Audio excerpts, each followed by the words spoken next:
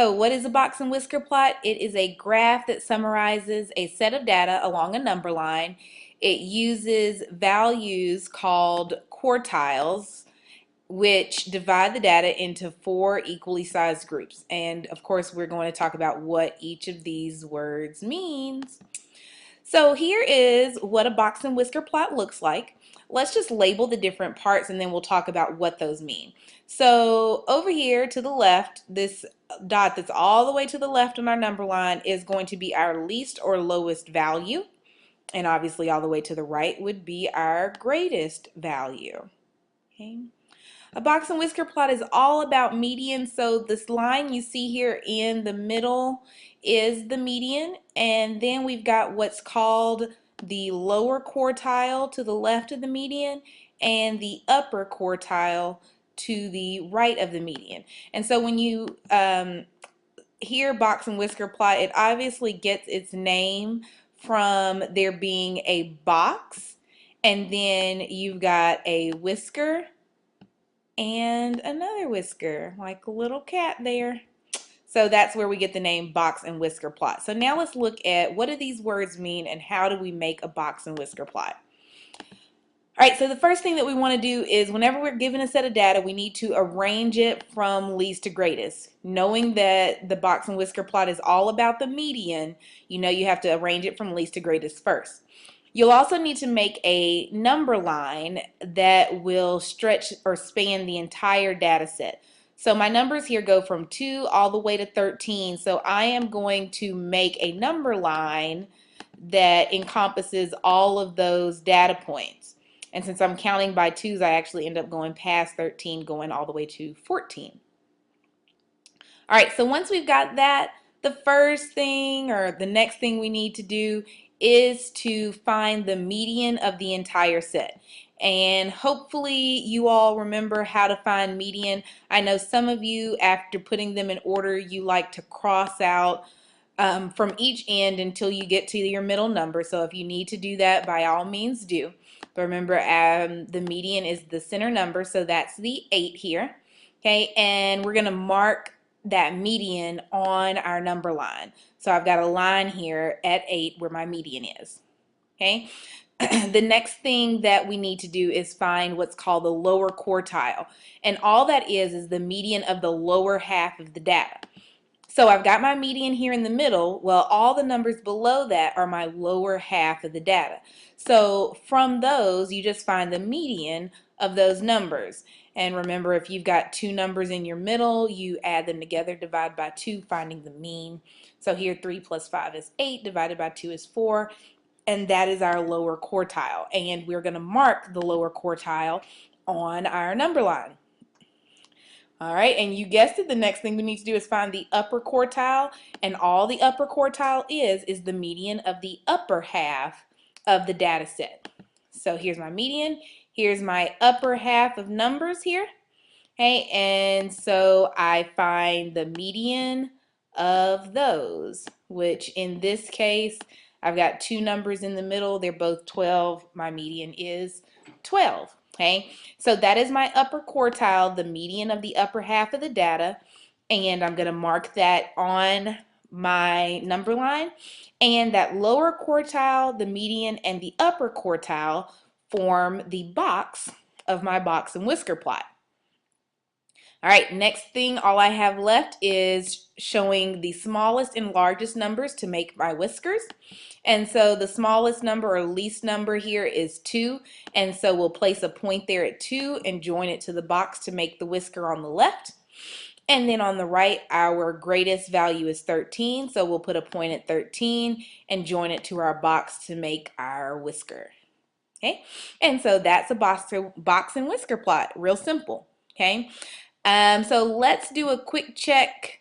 Make sure you know the different parts. So pause the video here while you work the next example.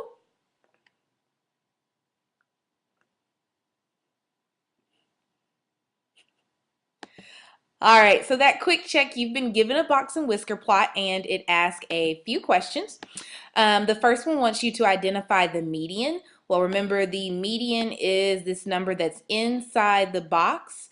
And so that's about halfway between 60 and 70. So I'll say our median here is 65, and please forgive my horrible handwriting there. Next thing, number 2, asks what is the upper quartile? Well, the upper quartile is the upper end of our box, and that's about halfway between 70 and 80. So I'm going to go with 75. And the last question on our quick check says, what is the minimum value according to this graph? Well, remember, our whiskers are formed by the greatest value and the least value. So this point over here is our minimum value, and it looks like it might be a little bit less than halfway. I don't know. So I'm going to go with 14 or 15, your choice. Okay. All right, hopefully you were able to identify those parts of this box and whisker plot. So go ahead and pause the video now while you answer the next set of questions.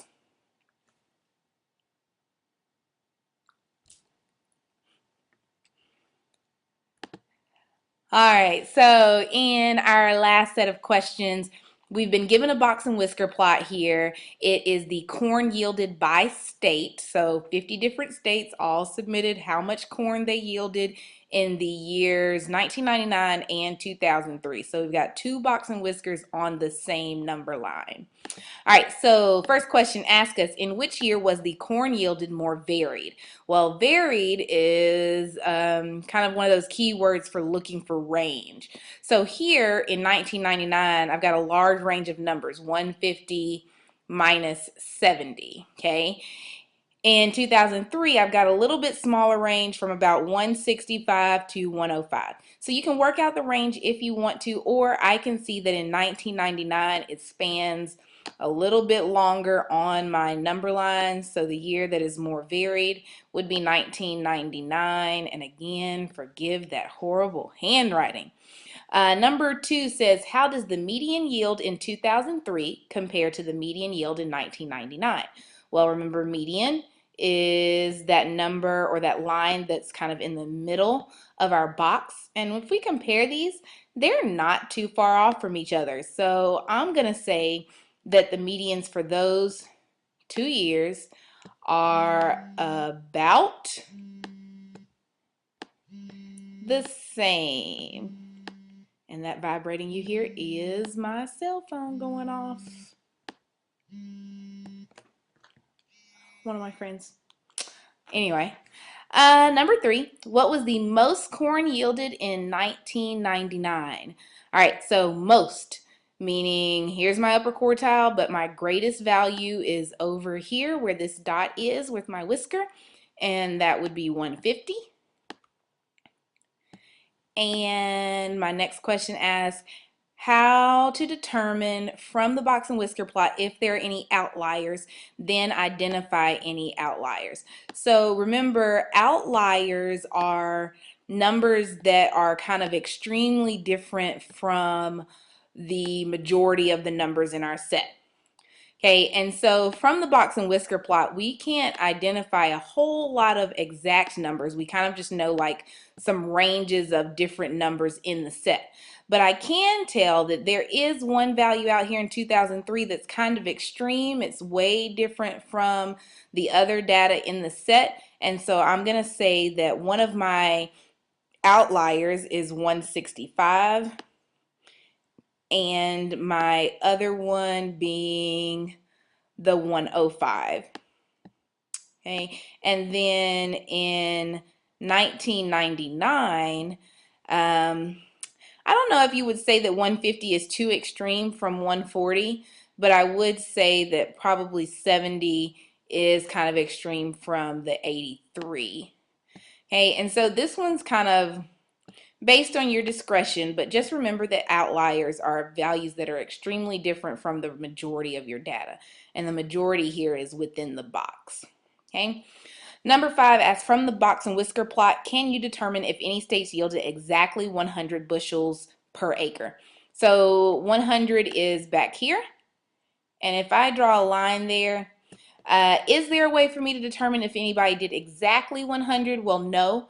I know that there is a range of data that may have spanned 100, but there is not a way to tell exactly unless it's that least value where you've got a point or that greatest value where you've got a point. Okay, and so there's not a way for me to tell. Hopefully on these last two you did the explanation. I kind of talked through it. I did not write it down. Make sure you do your explanations, and then make sure you do your summary as well, and come ready tomorrow to work on box and whisker plots in class. Bye guys.